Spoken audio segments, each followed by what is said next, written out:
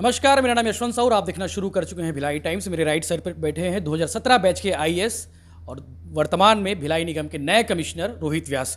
Sir से बात करेंगे, बहुत सारे विषय हैं चूंकि भिलाई मिनी इंडिया है और भिलाई मिनी इंडिया को लेके क्या कुछ उनके पास चैलेंजेस है, क्या उनके पास प्राथमिकता है, प्रायोरिटी है, उस पर बात करेंगे। सर, भिलाई में आपका स्वागत है। पहले तो बहुत बहुत धन्यवाद आपका। सर, ये आपका दूसरा निगम होगा शायद मेरे हिसाब से।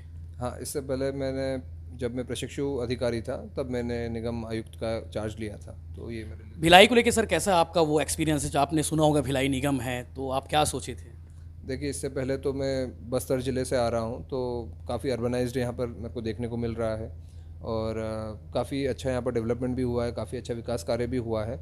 और नो डाउट जो चैलेंजेस हैं जो अर्बन लोकल बॉडी फेस करती है, उस पर हम लोगों को आगे कार्य करना है। रोहित व्यास साहब की वो क्या है, वर्किंग शैली कैसी है? मतलब वो डिसीजन के लिए जाने जाते हैं, जहाँ तक आपके बारे में पता किया, बस्तर में कुछ लोगों से मैंने बात की, तो डिसीजन के बारे में अलावा उसका और कुछ आपके पास वो?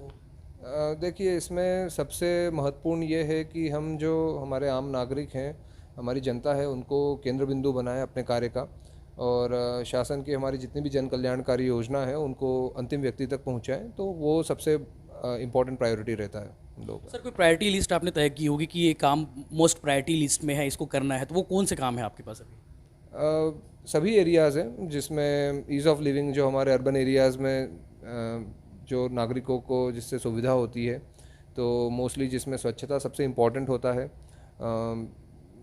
आवारा मवेशी जैसे शहरों सड़कों में घूमते हैं, तो उनको हम कैसे कंट्रोल कर सकते हैं, कैसे व्यवस्था ठीक कर सकते हैं। अर्बन मोबिलिटी पे हम लोग कार्य कर सकते हैं, तो वो एक इम्पॉर्टेंट एरिया। अर्बन हाउसिंग एक एरिया है। तो मोटा मोटा मेरे हिसाब से इसमें कोई एक प्रायोरिटी शहर के व्यवस्था देख के ही इसमें लिस्ट बनाया जा सकता है। तो मैं भी इसमें एक बार अभी समझने की कोशिश कर रहा हूँ कि हमारा शहर कैसा है, भिलाई शहर, और यहाँ पर किन चीज़ों पे हमको ज़्यादा ध्यान देना होगा, ज़्यादा फोकस करना होगा, तो उसी के हिसाब से एक प्रायोरिटी डिसाइड की जा पाएगी अभी। सर, सफाई एक बड़ा चैलेंजेस है यहाँ पे। लगातार खर्चे बढ़ रहे हैं बट शहर उतना साफ नहीं है। जैसे ग्राउंड पे देखेंगे, एग्जीक्यूशन देखेंगे, एक समय था जब 17 करोड़ रुपए में पूरे एक साल की सफाई का ठेका हो जाता था, आज 30 करोड़ पास पहुँच गए हैं अपन। उस पर कैसे कंट्रोल करेंगे? नहीं, अब देखिए, टाइम के साथ महंगाई बढ़ती है, तो हर चीज़ों के दाम बढ़ते हैं, तो हमको उसी परिप्रेक्ष्य में भी इसको देखना चाहिए। और सफाई में लगातार यहाँ की टीम अच्छा कार्य कर रही है, ऐसा नहीं है कि कोई ख़राब कार्य हो रहा है, लगातार इसमें अच्छा कार्य हो रहा है और उसमें सुधार कार्य करेंगे हम लोग। और जैसे मॉर्निंग विज़िट हम लोगों ने इसमें स्टार्ट कर दिया है और डेली हम लोग सुबह 7 बजे से 9 बजे तक हर वार्ड में जितने हो सके संभव घूमने का प्रयास करते हैं, अलग अलग जोन्स में जाने का प्रयास करते हैं। नाइट टाइम स्वीपिंग भी यहाँ पर होता है, नाइट टाइम क्लीनलीनेस के लिए भी हम लोग प्रयासरत हैं कि जो हमारे कमर्शियल एरियाज़ हैं वहाँ पर हम रात्रि के समय में भी सफाई करें। और हमारे जब जनरली हम लोग देखते हैं कि इसमें हमको सहयोग की आकांक्षा रहती है कि जनता का सहयोग मिले, लोगों का सहयोग मिले।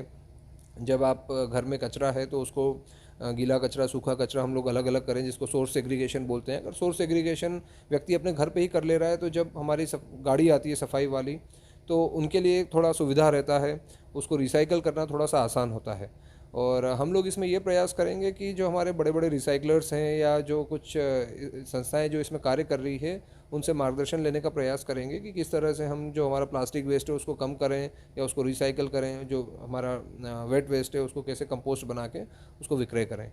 सर, आईएएस रोहित व्यास जी के बारे में थोड़ा भिलाई जानना चाहेगा कि आईएएस रोहित व्यास कौन है, तो आप एक शॉर्ट में डिटेल बताएं। अब देखिए, मैं तो जनता का सेवक ही हूँ और शासन का एक कर्मचारी हूँ। शासन की सेवा, जनता की सेवा करने ही यहाँ पर आया हूँ और सीनियर्स का सभी का मार्गदर्शन लगातार इसमें हमको मिलता रहता है। तो मेरा लाइफ का उद्देश्य भी वही रहता है कि किसी तरह से हम लोगों के जीवन को बेटर बना पाएँ, लोगों की लाइफ को थोड़ा अच्छा बना पाएँ। सर, बेसिक डिटेल आपके बारे में, आपका घर परिवार बैकग्राउंड। मूलतः मैं उज्जैन मध्य प्रदेश का रहने वाला हूँ और मेरी प्रारंभिक शिक्षा उज्जैन में और इंदौर में हुई है। मैंने इंजीनियरिंग फर्म्स में प्राइवेट सेक्टर में 3 साल कार्य किया है, डेवलपमेंट सेक्टर में 3 साल कार्य किया है। उसके बाद फिर भारतीय प्रशासनिक सेवा ज्वाइन करी है और अलग अलग ज़िलों में छत्तीसगढ़ के कार्य किया है, राजनांदगांव, जशपुर, बस्तर, मुंगेली, और उसके बाद अभी दुर्ग डिस्ट्रिक्ट में अभी मेरी पोस्टिंग हुई है। तो छत्तीसगढ़ का ये मेरा टोटल 5 में से 4 संभागों को मैं कार्य करने का मेरे को अवसर प्राप्त हुआ, तो मैं इसमें सौभाग्यशाली रहा काफ़ी। और काफ़ी अच्छा लगा यहाँ पर छत्तीसगढ़ में आके कार्य करने का। यहाँ पर कार्य करने का अच्छा स्कोप है, लोग भी काफ़ी अच्छे हैं, तो काफ़ी अच्छा है यहाँ पर अनुभव रहा अभी तक। एक चीज़ अच्छा है सर, भिलाई में जो भी कमिश्नर आईएएस रहा है भिलाई निगम, वो उनकी अगली पोस्टिंग उनकी कलेक्टरी होती है, तो इसके लिए ढेर सारी शुभकामनाएं आपको। ये थे आईएएस रोहित व्यास जी, जिनसे हमने बात की। भिलाई निगम के कमिश्नर है, 22वें कमिश्नर है, और उनके पास चैलेंजेस बहुत हैं। उन्होंने अपनी प्रायोरिटी लिस्ट भी बताई है कि सरकार की जो योजना है उसको ग्राउंड लेवल पर कैसे वो एग्जीक्यूट करेंगे। धन्यवाद।